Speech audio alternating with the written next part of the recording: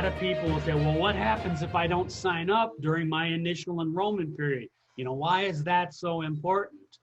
Well, it's real important because it may cost you big time in coverage. If you do not sign up during that initial enrollment period, you can't just sign up anytime you want. You may have to wait till the general enrollment period. So basically, let's say the last month of my 313 was back in June. You call me up in July, hey, can I sign up? No, because the law says you have to wait to the general enrollment period. So you're going to have to wait until January 1 through March 31st to sign up. And then that coverage does not start until the following July. You know, I've had people call me up say, well, I didn't sign up. I was healthy. I didn't think I needed it, but now I'm sick. They end up with a lot of out of pocket because they've got to wait. Okay. There also may be late enrollment penalties for Part B, depending on how long that you waited. Okay. Now, I do want to throw in here and mention people that are still actively working. They're actively at an employer working, that employer's got more than 20 employees, and that employer's providing health coverage. That is really the only one true situation where you can defer having your Medicare. Most people take A because they get it free, but defer Part B because they've got active employer coverage. And I mean, they have to actively be working, not COBRA, not on work disability. If they're actively working, they can defer as long as they're still actively working, and they'll get a special enrollment once they end. But otherwise, if they don't sign up during the general enrollment period, they're going to have to wait. I'm sorry, during the initial enrollment period, they're going to have to wait. Now, if that person came to me, like I said, and they say, hey, I missed my initial, and I said, well, you got to wait till the general, unless we'll always look and see if there's any special enrollment periods that may fit their situation. I like to call this one life. Life happens. There are some specific situations throughout Medicare where certain things happen and people are entitled to a special enrollment period to get enrolled. But like I said, for Medicare A and B, the really only one that is truly a special circumstance is actively working. Any other ones they'd have to look at individually. All right, Tammy, do we have any big questions or anything at this point before I start moving into costs? Any questions?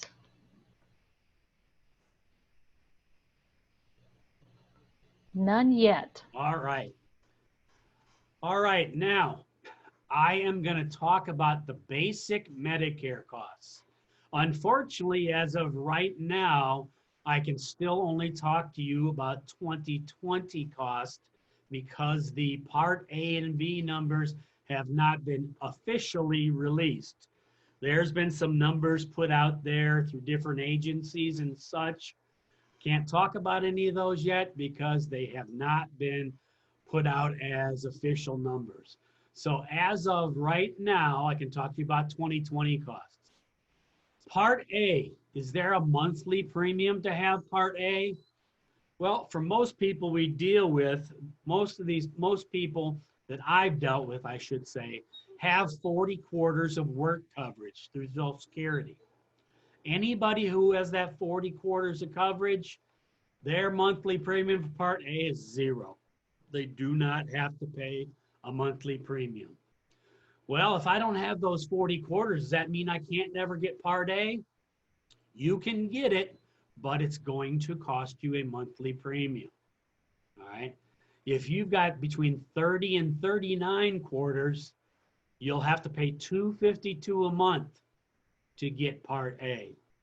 If you've got less than 30 quarters, you can still get Part A, but it'll cost you $458 a month.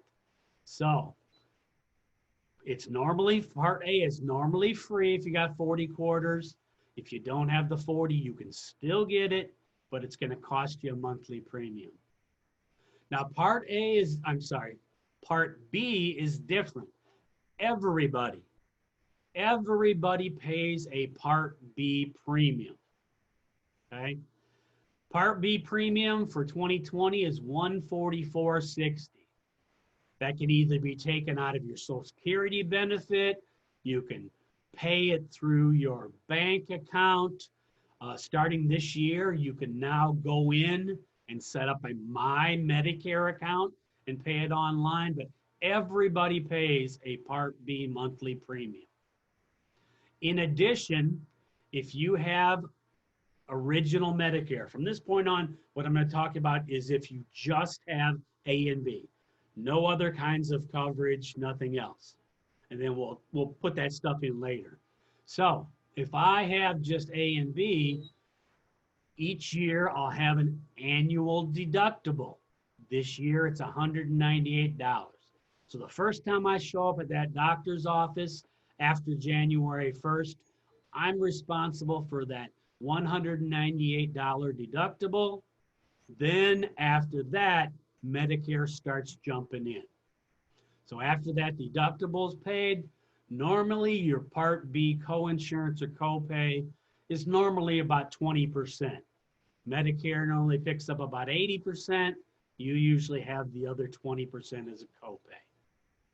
All right, so those are the main overall Part A and B costs. Now, like I said, these are unofficial numbers. These are numbers that people have put out, agencies have put out there based upon all the negotiations and stuff out there. I just want to give you a peek. You can't take these as 100%, but I wanted to give you some ideas that they have gone up a little bit. Okay, I'm not going to dwell on that long.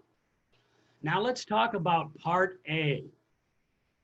Remember I said when we talk about these parts, I like to talk of them in relation to what part of Medicare is paying for that. Well, if I have Part A, it covers four main things. Inpatient hospitalization. Now I say inpatient because that's exactly what I mean. You may be in the hospital bed upstairs, but you are not an inpatient until that doctor puts you in the inpatient status. You may be up there still in observation status till they get a diagnosis, a set diagnosis, because that's actually how Part A pays. It pays that hospital based upon the diagnosis. So you may be upstairs for 5 days, but 3 of those may be inpatient, the other 2 may be observation. And we'll talk about in a little bit why that can be crucially important. So Part A pays for inpatient hospitalization. It basically pays for everything while you're there in the hospital. Room and board, nursing, all your drugs, and the services you get while you're an inpatient.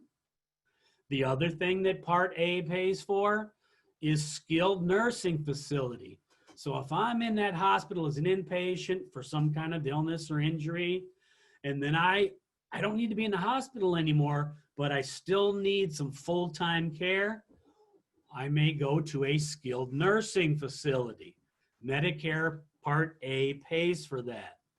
Now, this is the one thing that I told you was important. There is a law out there in Medicare world. I'm going to tell you right now, I don't like this law. Most people don't like this law. The only way this law is going to change is if our federal representatives change it. That law says Medicare will not pay for skilled nursing facility unless I'm an inpatient for 3 midnights. Okay? If I'm not an inpatient for 3 midnights, Medicare will not pay for skilled nursing. Let me give you an example. When I first started in CHIP, I had a gentleman called me up. He said, "Hey, Dave, we're here at the skilled nursing facility. My wife was in the hospital for 5 days. Now the facility's telling me Medicare is not going to pay for this.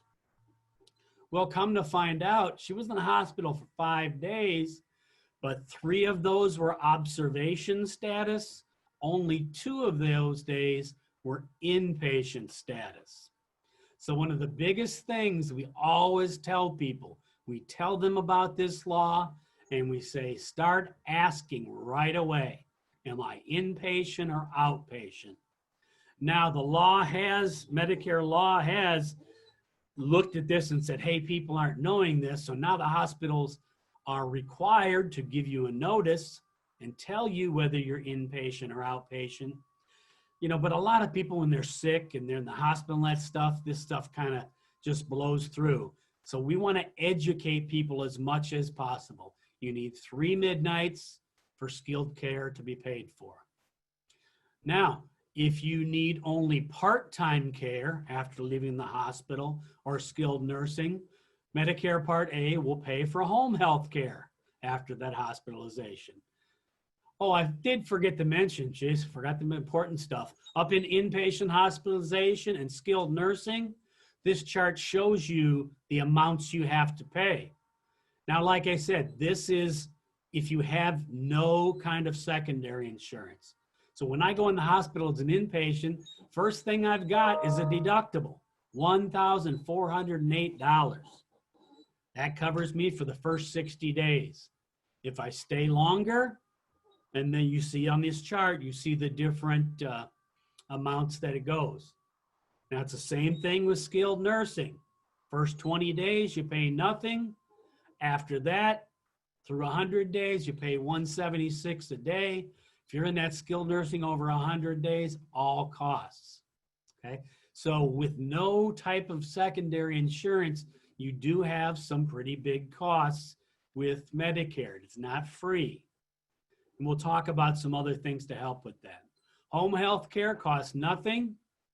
The one other thing that Part A does pay for is hospice care.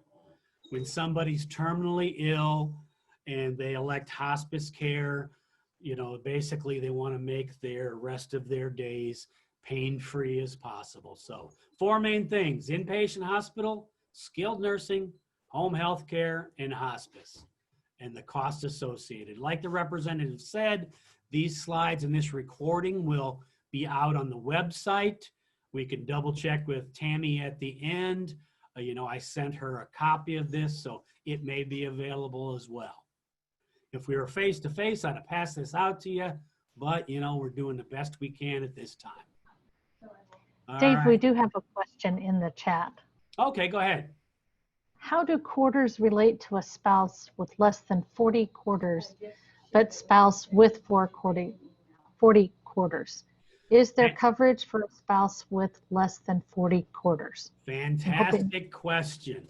Yes, a person can get coverage under their spouse.